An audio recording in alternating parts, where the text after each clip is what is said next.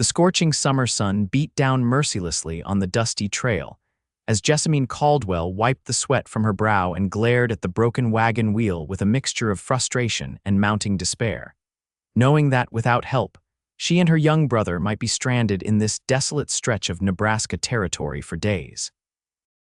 It was 1876, and at 23 years old, Jessamine had already endured more hardship than most people faced in a lifetime. The death of her parents to influenza last winter had left her the sole guardian of her 12-year-old brother Timothy, forcing them to abandon their failing farm in Missouri and head west to live with their only remaining relative and aunt in Nevada, who had reluctantly agreed to take them in. "Jess, what are we going to do?" Timothy asked, his voice small against the vast emptiness surrounding them. "We're still 4 days from Carson City if the wheel was working properly." Jessamine tucked a wayward strand of auburn hair behind her ear and forced a reassuring smile. "Don't you worry, Timmy, I'll figure something out." But in truth, she had no idea how to fix a shattered wagon wheel, and their supplies would only last another 2 days at most. The nearest town, according to the weathered map she'd purchased, was at least a day's ride away. As if sensing her distress, their old mare Daisy nickered softly.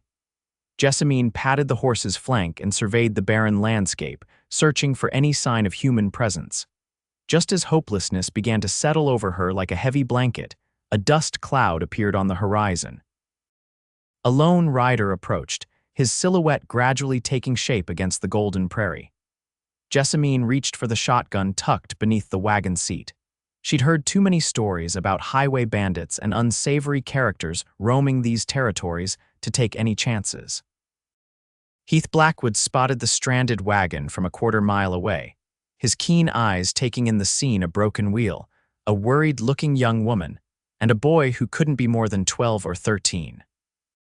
After 15 years of roaming the frontier, Heath had developed an instinct for trouble, and this situation looked more like misfortune than mischief. He slowed his stallion to a walk, noting how the woman's hand disappeared beneath the wagon's seat, likely reaching for a weapon. Smart woman. Out here, caution meant survival. "Afternoon, madam," Heath called out, keeping his voice friendly but respectful as he approached. He stopped his horse a safe distance away and removed his hat, revealing dark hair streaked with premature silver at the temples.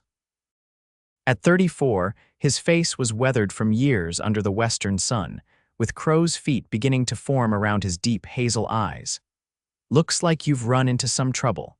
Jessamine kept her hand on the shotgun but didn't pull it out. The stranger appeared decent enough. His clothes were worn but clean, his face recently shaved, and most importantly, he'd stopped a respectable distance away rather than crowding them.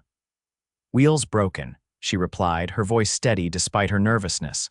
"Splintered when we hit a deep rut." Heath dismounted with the fluid grace of a man who'd spent most of his life in the saddle. His movements were deliberate as he tied his horse to a scrubby bush and approached the wagon slowly, hands visible. "Name's Heath Blackwood, madam. I've fixed a fair share of wagon wheels in my time." "Mind if I take a look?" Jessamine hesitated, then nodded. "I'm Jessamine Caldwell. This is my brother Timothy." Heath acknowledged the boy with a nod and a half-smile before kneeling to examine the damage. The wheel had indeed shattered, 3 spokes broken clean through, and the rim cracked in 2 places. It wasn't something that could be patched up with simple tools. "This wheel's beyond repair, Miss Caldwell," he said, rising and dusting off his hands. "You'll need a new one entirely." Jessamine's heart sank. "I don't suppose there's a wheelwright within walking distance. There's a settlement called Riverford about 15 miles east, has a decent blacksmith who could fashion you a new wheel." Heath paused, studying their predicament. "The problem is getting there." Timothy piped up. "Could we ride Daisy?" Heath shook his head. "Your mare looks too weary to carry double for that distance, son."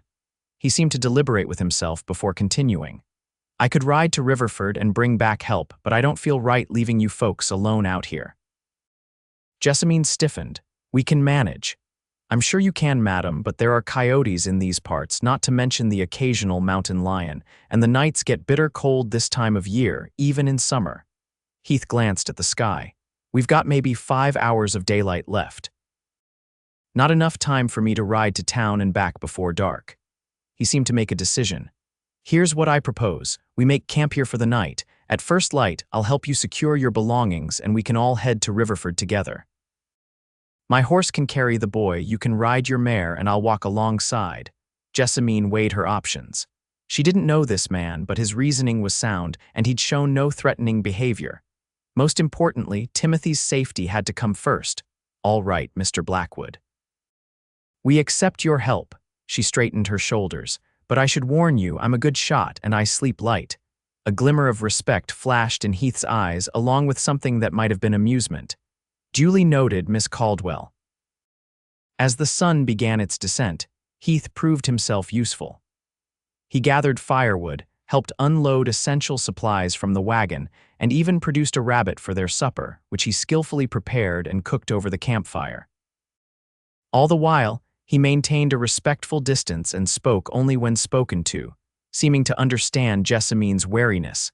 Timothy, however, was captivated by the newcomer and bombarded him with questions about his travels and adventures in the West. "Have you ever fought Indians, Mr. Blackwood?" The boy asked eagerly as they ate. Heath's expression grew serious. "I've had encounters with various tribes, but fighting wasn't usually involved.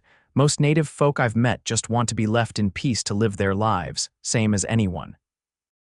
Jessamine observed the conversation quietly, noting how Heath answered Timothy's questions honestly, but without the embellishment or bravado common among men trying to impress. There was a steadiness to him that she found reassuring. As darkness enveloped the camp and Timothy drifted off to sleep, Jessamine found herself sitting across the fire from Heath, who was whittling a small piece of wood with a pocket knife. "You're good with him," she said, nodding toward her sleeping brother. Heath glanced up. "He's a good kid." "Curious. Reminds me of my younger brother at that age. Do you have family nearby?" she asked, realizing she knew almost nothing about the man who had come to their aid. Heath's hands stilled momentarily. "Not anymore. My parents are long gone and my brother died at Gettysburg." "I'm sorry," Jessamine said softly. "We lost our parents to influenza last winter. We're heading to Carson City to live with our aunt." Heath nodded, understanding in his eyes. The West can be harsh, but it also has a way of bringing out strength in people. "You strike me as someone who's got plenty of that, Miss Caldwell." Jessamine was surprised by the compliment. "Necessity, Mr. Blackwood. When there's no choice but to be strong, you find a way." He smiled slightly, the firelight casting shadows across his face. "That's true enough. But not everyone rises to the occasion as admirably." An unexpected warmth spread through her chest at his words, and Jessamine found herself studying him more carefully. In the dancing light of the campfire, she could see that his face, though weathered, was handsome in a rugged way. His hands, moving deftly as he whittled, bore the calluses of hard work. "What about you, Mr. Blackwood? What brings you to this particular stretch of nowhere?" Heath's smile deepened slightly. "I've been working cattle drives for the past few years. Just finished one up in Wyoming and was heading south to look for winter work when I came across your wagon." He paused. "I've never been one to stay in one place too long." "A true wanderer," Jessamine observed. "I suppose so," he agreed. "Though lately I've been thinking it might be time to put down some roots." His eyes met hers across the fire, and something passed between them, a brief connection that made Jessamine's breath catch. She quickly looked away, reminding herself that this man was a stranger, and her priority had to be getting Timothy safely to Carson City. Still, as she settled into her bedroll later, she found herself wondering what kind of roots a man like Heath Blackwood might eventually choose to put down, and with whom. The morning dawned clear and cool. Heath was already up, rekindling the fire and brewing coffee when Jessamine awoke. He offered her a tin cup of the strong black liquid without a word, and she accepted it gratefully.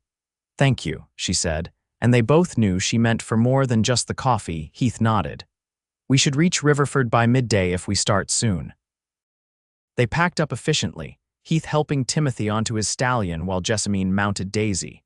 True to his word, Heath walked alongside, leading his horse by the reins. They made good time across the rolling prairie, and Jessamine found herself relaxing in his company. "How long have you been a cowboy, Mr. Blackwood?" she asked as they traveled.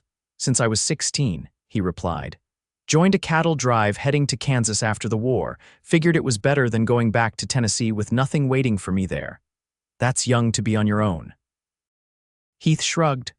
"No younger than many. The war made orphans and widows by the thousands. At least I had a skill with horses and wasn't afraid of hard work." As they talked, Jessamine began to piece together his story. Heath had fought for the Union, despite being from Tennessee, which had cost him his family's acceptance. After his brother's death at Gettysburg, he'd had nothing to return to, so he'd headed west like so many others seeking a fresh start. By the time they reached Riverford, a small but growing settlement with a main street lined with wooden buildings, Jessamine felt as though she'd known Heath Blackwood far longer than a single day. There was an ease to their conversation that surprised her, given her usual reserve with strangers, especially men. The blacksmith, a burly man named Peterson, examined the broken wheel Heath had strapped to his horse and frowned. "Can make you a new one, but it'll take 3 days." "Got other orders ahead of yours." Jessamine's heart sank. 3 more days would deplete their already limited funds and delay their arrival in Carson City. "What if I help you with those other orders?" Heath offered unexpectedly. "I've done some smithing work before." Peterson eyed him skeptically. "You any good?" "Good enough to be useful," Heath replied confidently. After some negotiation, Peterson agreed to let Heath assist in exchange for expediting the wheel repair and providing Jessamine and Timothy with lodging above his shop for the duration. "You don't have to do this," Jessamine told Heath privately as they unloaded their meager belongings. "You've already gone well beyond what any passing stranger might offer." Heath paused, his expression unreadable. "Maybe I'm not in any hurry to continue south just yet." His words hung in the air between them, laden with implications Jessamine wasn't sure she was ready to acknowledge. Instead, she simply thanked him again and busied herself with settling Timothy into their temporary quarters. The 3 days in Riverford stretched into 5, as Peterson's workload increased with the arrival of a wagon train heading west. Heath worked tirelessly alongside the blacksmith, his shirt sleeves rolled up to reveal strong forearms as he hammered and shaped metal. Jessamine found herself watching him more often than she cared to admit, drawn to his quiet competence and the rare smiles that transformed his serious face. In the evenings, they shared simple meals together, sometimes joined by Timothy, who had taken to following Heath around whenever possible. The boy had never known their father, who had died when Timothy was an infant, and Jessamine realized with a pang that her brother was starved for male guidance. On the 4th evening, as they sat on the small porch behind the blacksmith's shop watching the sunset, Heath mentioned casually, "Peterson offered me a job." Jessamine turned to him in surprise. "Here in Riverford," Heath nodded. "Says he could use a skilled hand year-round, not just for emergency repairs." He paused, seeming to choose his words carefully. "It would mean staying in one place." "Is that something you want?" Jessamine asked, her heart beating faster for reasons she wasn't ready to examine. "I've been thinking about it," he admitted. "A man can only drift for so long before he starts wondering what he's missing by never laying down stakes." Their eyes met in the fading light, and Jessamine felt a warmth that had nothing to do with the summer evening. Heath's gaze dropped briefly to her lips before he looked away, clearing his throat. "Your wheel should be ready tomorrow," he said, changing the subject. "You'll be able to continue to Carson City as planned." "Yes," Jessamine replied, surprised by the hollow feeling the words created in her chest. "That's good news." Later that night, unable to sleep, Jessamine contemplated the strange turn her journey had taken. In less than a week, Heath Blackwood had gone from complete stranger to what? A friend, certainly. But the way her pulse quickened when their hands accidentally brushed, or how she found herself watching for his reaction when she spoke, these weren't feelings one had for a mere friend. And what of Carson City and Aunt Margaret? The woman had made it clear in her letters that taking in Jessamine and Timothy was a burden she accepted out of family duty, not affection. What life awaited them there? Timothy seemed happier in these few days in Riverford than he had been since their parents' deaths. The next morning, as promised, the new wheel was ready. Peterson had done fine work, the wooden spokes sturdy and evenly spaced, the metal rim perfectly round. That'll get you all the way to California if need be, the blacksmith boasted as his apprentice fitted it to the wagon.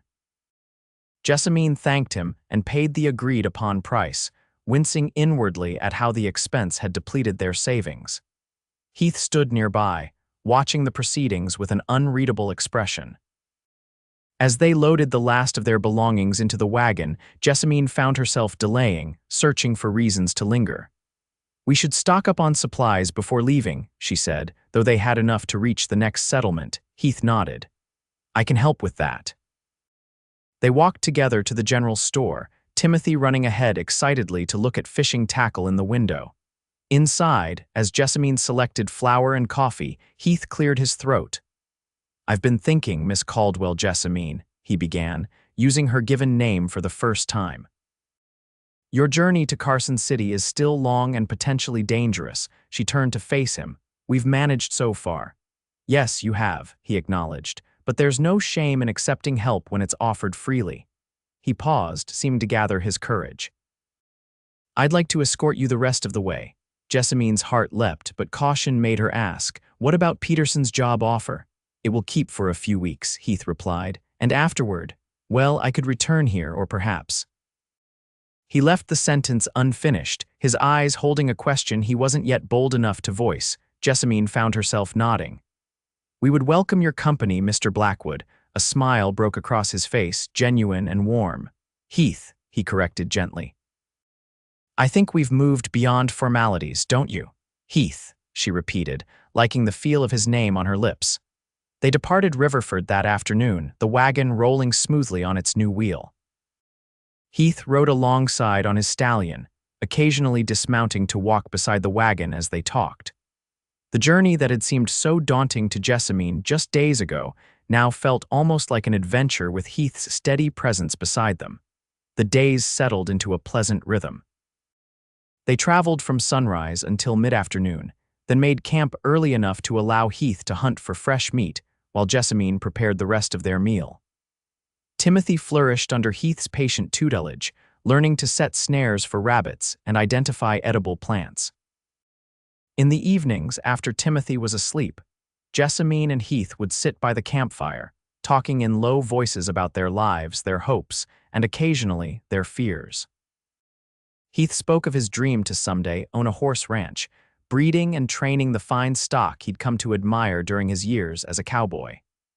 Jessamine shared her love of teaching, a profession she'd briefly pursued before her parents' illness had called her home. "You'd make a fine teacher," Heath told her one evening, his voice soft with admiration. "You have a way of explaining things that makes them clear without making a person feel foolish for not knowing." Jessamine smiled at the compliment. "And you have a patience with Timothy that I sometimes lack. He tests my limits daily, but you never seem to lose your temper." "He's a good boy," Heath said, "just full of energy and curiosity. Reminds me of myself at that age, always wanting to know how things worked, why they were the way they were." "And did you find your answers?" she asked. Heath's eyes met hers across the fire. "Some, others I'm still searching for." The undercurrent between them grew stronger with each passing day in the lingering glances and the way they found reasons to be near one another. When Heath helped Jessamine down from the wagon, his hands would remain at her waist a moment longer than necessary. When she handed him coffee in the mornings, their fingers would touch, sending a thrill through her that had nothing to do with the warmth of the tin cup. A week into their journey, they encountered their first real challenge. A summer storm blew in from the mountains, bringing driving rain and wind that forced them to seek shelter in a narrow canyon. Heath worked quickly to erect a crude lean-to against the canyon wall, using canvas from the wagon to provide some protection from the elements. Huddled together in the small space, Jessamine found herself pressed against Heath's side, Timothy curled up asleep on her other side. The closeness was both comforting and unsettling, Heath's solid warmth a contrast to the wild storm outside. "Will the wagon be all right?" she asked, raising her voice slightly to be heard over the rain. "It's sheltered enough," Heath replied. "The new wheel is holding up well." Lightning flashed, illuminating the canyon in stark white light before plunging them back into darkness. Thunder followed almost immediately, causing Jessamine to flinch involuntarily, not fond of storms. Heath asked, his voice gentle. They make me uneasy, she admitted. My father was caught in a thunderstorm years ago. Lightning struck a tree near him and nearly killed him. Heath's arm slipped around her shoulders, a gesture of comfort that seemed as natural as breathing. We're safe here. The canyon walls will draw any lightning away from us. Jessamine nodded, allowing herself to lean into his embrace. Thank you, Heath, not just for this, but for everything. I don't know what we would have done if you hadn't come along when you did. I'm beginning to think it was more than chance, he said quietly. Meeting you and Timothy. It feels like something I was meant to do. She turned her face up to his, barely visible in the darkness. I've been thinking the same thing. For a moment, they simply looked at each other, the air between them charged with something more powerful than the storm outside. Then slowly, Heath leaned down and pressed his lips to hers in a kiss so gentle it might have been imagined. Jessamine's eyes fluttered closed as she returned the kiss, her hand coming up to rest against his chest, feeling the strong, steady beat of his heart. The kiss deepened, becoming more certain, more real, until they both pulled back, breathless. I've wanted to do that since Riverford, Heath confessed, his voice rough with emotion. I've wanted you to, Jessamine replied, surprising herself with her boldness. They sat in silence for a while, Heath's arms still around her, her head resting against his shoulder. The storm continued to rage outside, but within their small shelter, a different kind of tempest had been unleashed, one that had been building since the moment Heath had first spotted her struggling wagon on the dusty trail. Morning brought clear skies and a changed landscape. The storm had washed away dust and grime, leaving the world looking renewed. As they broke camp and prepared to continue their journey, Jessamine noticed a new ease between them, as if the kiss they'd shared had resolved some unspoken question. Timothy, observant despite his youth, glanced between them curiously but said nothing, though his eyes held a knowing look beyond his years. They reached the Nevada border 3 days later, the terrain growing more rugged as they approached the eastern foothills of the Sierra Nevada. Carson City was still a week's journey away, and Jessamine found herself increasingly torn. On one hand, Aunt Margaret's home represented security and stability for Timothy. On the other, the prospect of saying goodbye to Heath grew more painful with each passing day. As they made camp that evening, Heath mentioned casually, I hear there's good land available for homesteading near Carson City, fertile valleys that would be perfect for raising horses. Jessamine looked up from the stew she was stirring. Are you thinking of settling there? Heath met her gaze steadily.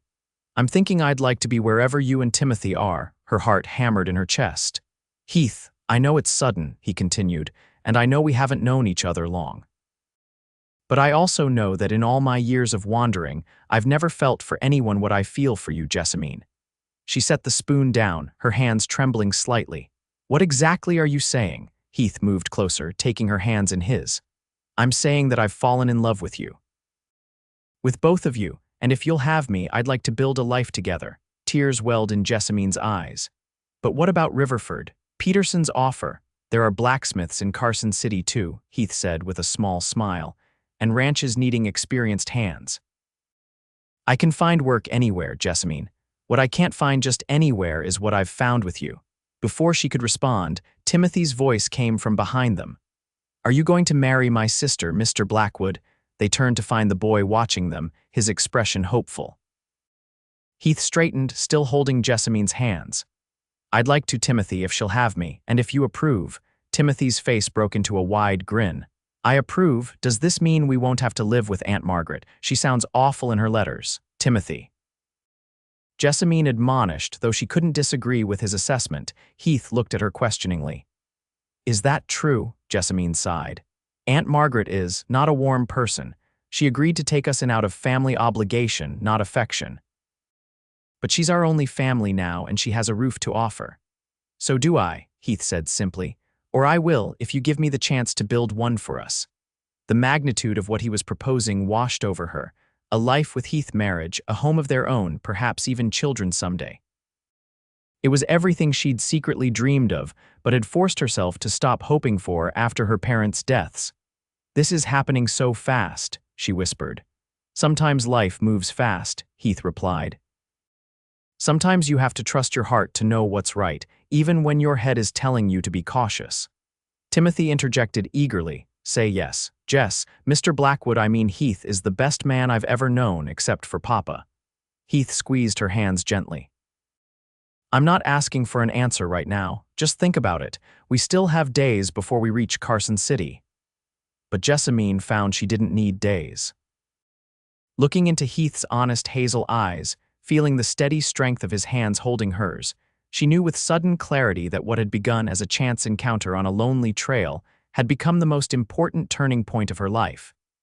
Yes, she said, her voice growing stronger with each word. Yes, I'll marry you, Heath Blackwood. The joy that transformed his face was like sunrise breaking over the mountains. He pulled her into his arms, lifting her off her feet in his exuberance, and kissed her soundly, heedless of Timothy's whoops of delight. When he set her down, they were both laughing, breathless with happiness. Timothy launched himself at them, and Heath caught him up in a hug that included them all, a first embrace of their new family. That night, as Timothy slept soundly, exhausted from excitement, Jessamine and Heath sat close together by the fire, making plans for their future. We should still go to Carson City, Jessamine said. I need to tell Aunt Margaret in person that we won't be staying with her. It would be wrong to simply not appear after she's been expecting us. Heath nodded, his arm around her shoulders. And I should meet her as your future husband. Do things properly. The word husband sent a pleasant shiver through Jessamine. When should we marry? Where? There's a church in Carson City, Heath said. I passed through there 2 years ago. The minister seemed a good sort. He paused. Unless you'd prefer to wait, have more time to prepare, Jessamine shook her head. I don't need a fancy wedding, Heath. Just you, Timothy, and perhaps a few witnesses. We can marry as soon as we arrive if the minister is willing. Heath's smile was tender as he brushed a strand of hair from her face. I'd marry you tonight if I could, Jessamine Caldwell. She leaned into his touch. Soon enough, I'll be Jessamine Blackwood. The name felt right on her tongue, as if she'd been meant to bear it all along. The remaining days of their journey passed in a haze of happiness. Even the hardships of the trail, the heat, the dust, the occasional mechanical problem with the wagon seemed minor obstacles in the face of their shared joy. Heath rode closer to the wagon now, often reaching over to take Jessamine's hand as they traveled, or teasing Timothy with stories of the pranks he'd played as a boy. They encountered other travelers heading west, a family bound for California, a group of miners seeking fortune in the silver mines, a pair of sisters traveling to join their husbands in Oregon. To each, they proudly introduced themselves as soon-to-be newlyweds, delighting in the congratulations and well wishes that followed. The terrain grew more challenging as they approached the eastern slopes of the Sierra Nevada, the wagon straining on the uphill climbs. Heath's knowledge of the best routes proved invaluable, as he guided them along paths that avoided the steepest grades. 4 days from Carson City, they made camp near a clear mountain stream teeming with trout. Heath and Timothy spent the afternoon fishing, returning triumphantly with enough for a feast. As they ate that evening, Heath mentioned casually, I've been thinking about names. Names, Jessamine echoed. For the ranch, he clarified. Every good ranch needs a name. Timothy perked up. Can I suggest one? Of course, Heath said, ruffling the boy's hair. You're part of this family too. The word family brought tears to Jessamine's eyes. It had been just her and Timothy for so long, struggling to survive. Now, suddenly, they were becoming something more, something whole. How about Broken Wheel Ranch? Timothy suggested earnestly, since that's how you found us. Heath and Jessamine exchanged a look, both touched by the simple poetry of the name. I think that's perfect, Heath said, his voice rough with emotion. Broken Wheel Ranch it is. They reached Carson City on a bright Tuesday morning in late August. The town had grown since Heath's last visit, with new buildings lining the main street and the bustle of commerce evident everywhere. Jessamine felt a flutter of nervousness as they approached Aunt Margaret's address, a narrow 2-story house on a side street near the center of town. Are you sure about this? She asked Heath as they tied up the horses. We could still change our plans. Heath took her hands in his. I'm sure about you, Jessamine. Everything else is just details. Strengthened by his confidence, she straightened her shoulders and knocked on the door. Aunt Margaret proved to be exactly as her letters had suggested, a thin, austere woman in her 50s with a perpetual expression of mild disapproval. She greeted them with correct politeness, but little warmth, her eyebrows rising slightly at Heath's introduction as Jessamine's fiancé. "This is unexpected," she said, ushering them into a parlor so meticulously neat it appeared unlived in. "Your letters mentioned nothing of a gentleman friend, Jessamine." "It's a recent development, Aunt Margaret," Jessamine explained, deciding that simplicity was best. "We met on the journey west when our wagon broke down. Heath helped us repair it and escorted us the rest of the way." Margaret's gaze sharpened as it moved between them. "I see, and now you intend to marry." "Yes, madam," Heath replied respectfully, "as soon as possible with your blessing." "And if I withhold it?" the older woman challenged. Heath met her gaze steadily. "Then we would marry with regret that you couldn't share in our happiness, madam." A flicker of something, perhaps respect, crossed Margaret's face before she turned to Jessamine. "And what of your plans to live here?" "I've prepared the room upstairs for you and the boy." "That's very kind of you, Aunt," Jessamine said carefully. "But Heath and I plan to establish our own home. He intends to homestead land outside town and start a horse ranch." Timothy, who had been uncharacteristically quiet until now, added eagerly, "It's going to be called Broken Wheel Ranch." Margaret's lips twitched slightly, almost forming a smile. "Well, you've certainly had an eventful journey." She paused, studying them.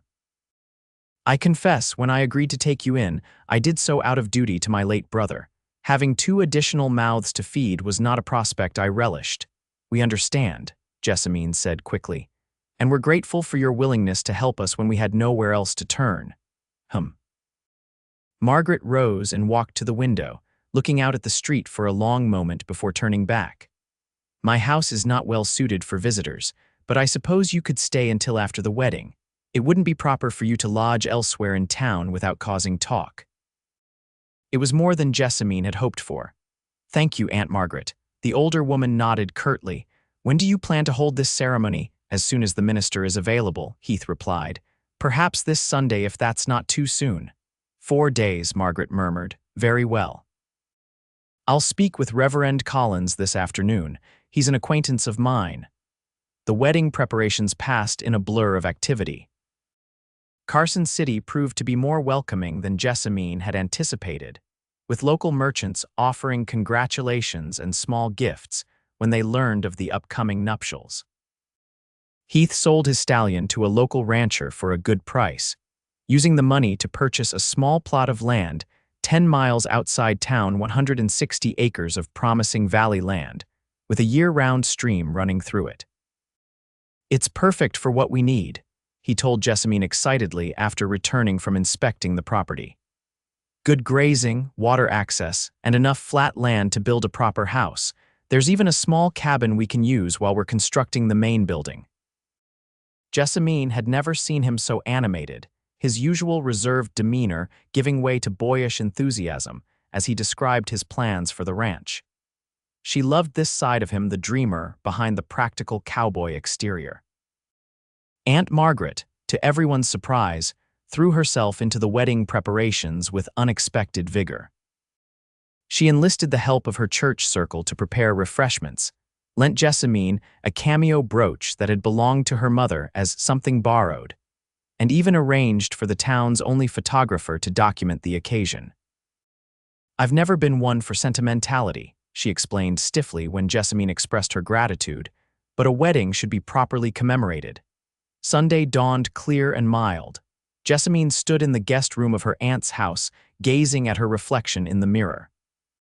She wore her best dress, a simple blue cotton that Margaret had helped her alter and embellish with a lace collar and her mother's pearl earrings. Her hair was arranged in a simple updo, adorned with wildflowers that Timothy had collected that morning. A knock at the door preceded Margaret's entrance. The older woman carried a small wooden box which she placed on the dressing table. "You look lovely, my dear," she said, her usual crispness softened. "Your mother would be proud." Tears pricked at Jessamine's eyes. "Thank you, Aunt Margaret, for everything." Margaret cleared her throat. "Yes, well, I have something for you." She opened the box to reveal a delicate silver chain with a small diamond pendant. "This was my grandmother's, your great-grandmother's. It should rightfully pass to you," Jessamine gasped. "But surely you should keep it." "Nonsense. I have no daughter to pass it to, and it's meant to be a wedding gift." Margaret removed the necklace and fastened it around Jessamine's neck. "There, now you're properly adorned as a bride should be." The simple church was filled to capacity, much to Jessamine's surprise. It seemed the entire town had turned out to witness the marriage of the newcomers. Drawn by the romantic story of their meeting that had somehow spread through Carson City in the days leading up to the wedding. Heath waited at the altar, looking handsome and slightly nervous in a new shirt and vest, his dark hair neatly combed. Timothy stood beside him as best man, puffed up with importance in his Sunday clothes. When Jessamine entered on the arm of Reverend Collins, standing in for her father, Heath's face transformed with a look of such pure joy and love that it took her breath away. The ceremony itself was brief but meaningful, their voices steady as they exchanged vows. When Heath placed a simple gold band on her finger purchased with part of the money from his horse, and the minister pronounced them husband and wife, Jessamine felt as though her heart might burst with happiness. The celebration afterward was more festive than she had expected, with music provided by local fiddle players and dancing in the churchyard. Heath proved to be a surprisingly graceful dancer, guiding her through a waltz with confidence. "Where did you learn to dance, Cowboy?" she teased, breathless from the exertion and excitement. He smiled down at her, his arms secure around her waist.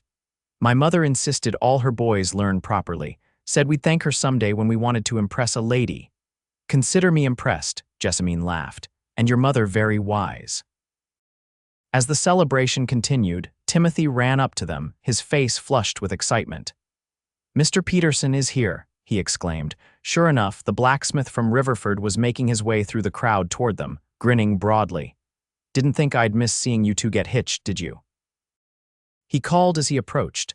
"Not after watching you moon over each other in my shop for days." Heath laughed, clasping the man's hand warmly. "We're glad you made the journey, Peterson.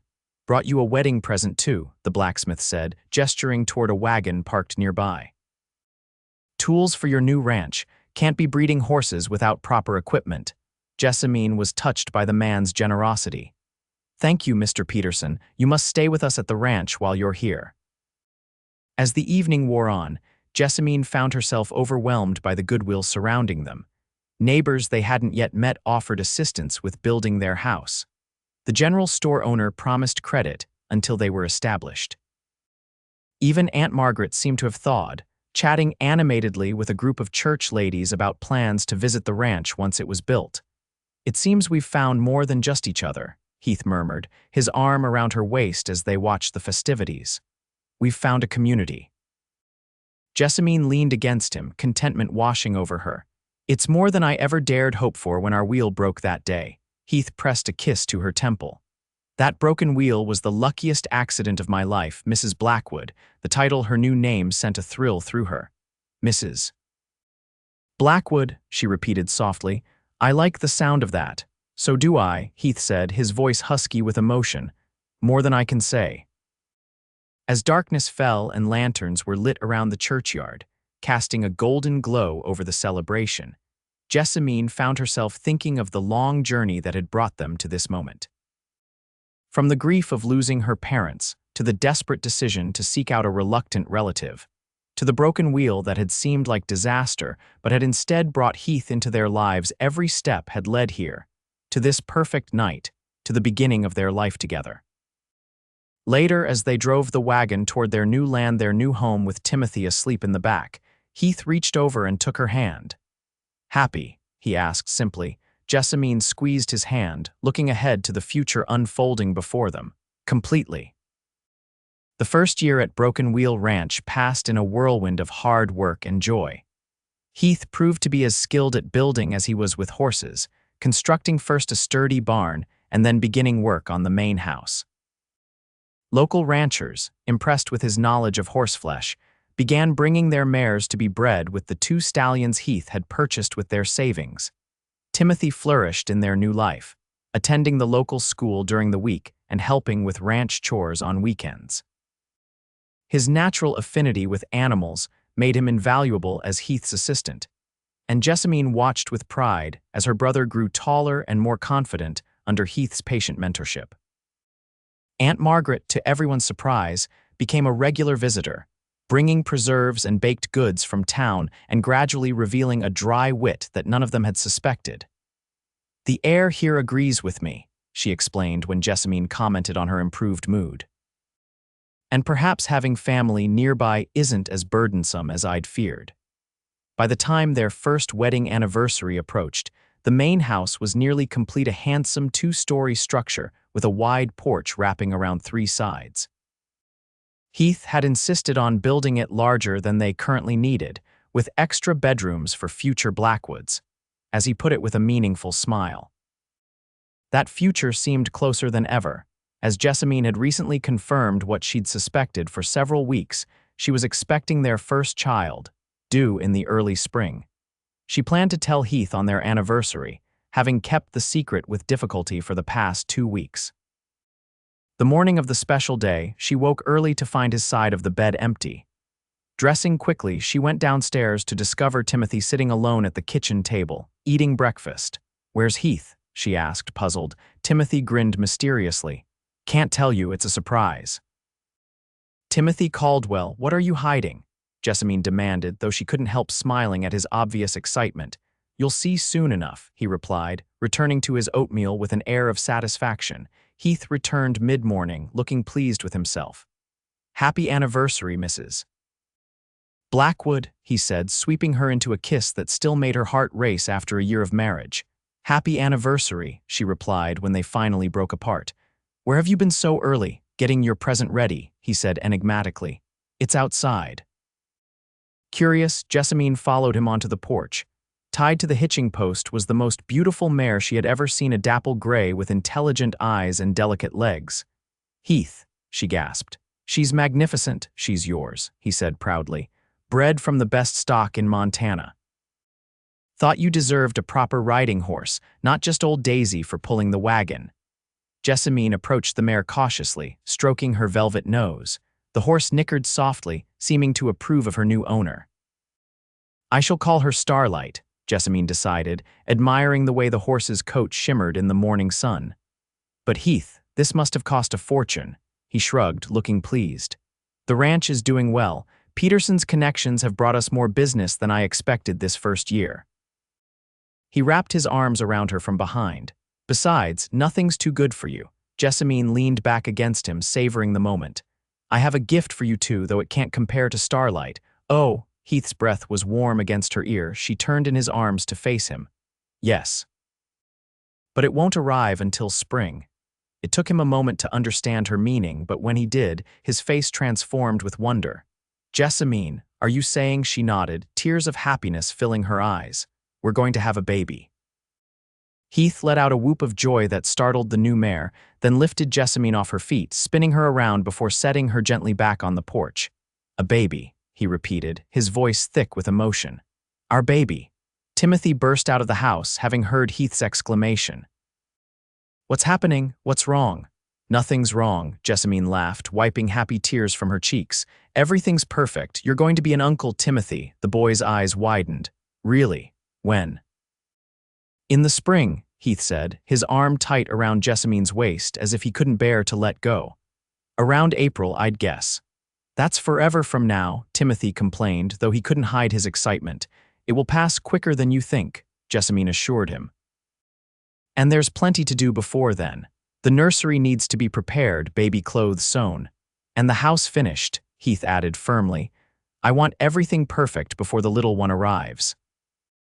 That evening, as they sat on the porch watching the sunset paint the valley in shades of gold and purple, Heath pulled Jessamine close against his side. "I've been thinking," he said quietly, "about that day when I first saw you struggling with the broken wagon wheel. Jessamine murmured, content in his embrace. "I almost rode past," he admitted.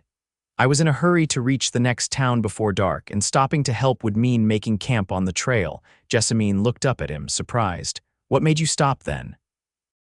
Heath's eyes, warm in the fading light, met hers. I saw your face, the determination in it, even though you were clearly at your wit's end, and something just pulled at me, like I was meant to be there in that place at that moment. Providence, Jessamine suggested softly. Maybe so, Heath agreed. Whatever it was, I thank God every day that I listened to that pull. His hand moved to rest gently on her still flat stomach. And now our family grows. Jessamine covered his hand with her own. From a broken wheel to a baby on the way. Life takes the most unexpected turns. The best ones do, Heath said, bending to kiss her as the first stars appeared in the darkening sky above Broken Wheel Ranch, their home, their future, their greatest adventure yet. Spring arrived with gentle rains that turned the valley a vibrant green. Jessamine, in her 9th month of pregnancy, moved slowly but determinedly around the completed house, making final preparations for the baby's arrival. The nursery was ready, painted a soft yellow with a hand-carved crib that Heath had worked on during the winter evenings. You should be resting, Heath admonished as he found her arranging baby clothes in a drawer. Jessamine smiled, one hand supporting her rounded belly. I'm fine, Heath. Women have been having babies since the beginning of time, most of them while continuing to work much harder than I am. He shook his head, guiding her to a rocking chair by the window. Not my wife, not on my watch, sit please, she complied, knowing his concern came from love. Timothy should be home from school soon, and Aunt Margaret is coming for dinner. All the more reason for you to rest now, Heath insisted, dropping a kiss on the top of her head. I'll take care of everything else. True to his word, Heath had become increasingly protective as her pregnancy progressed, taking on more household duties and hiring a local boy to help with ranch chores so he could be closer to home. The ranch was thriving, with a reputation for quality horseflesh spreading throughout the territory, but Heath's priority remained firmly with his growing family. That evening, as they sat down to dinner with Timothy and Aunt Margaret, Jessamine felt the first twinge of what she recognized as the beginning of labor. She said nothing, not wanting to alarm everyone in the middle of the meal, but Margaret's sharp eyes missed nothing. Jessamine, the older woman said calmly, how long have you been having pains? Heath's head snapped up, his eyes flying to Jessamine's face. What, are you in labor? I think so, Jessamine admitted, but it's just beginning, there's plenty of time. Margaret rose decisively. Timothy, run and fetch Mrs. Wilson. Tell her it's time. The woman was a local midwife who had been engaged months ago for this occasion. Heath was instantly at Jessamine's side, his face a mixture of excitement and concern. Why didn't you say something? Because I knew you'd look exactly like you do right now, she replied with a small smile, reaching for his hand.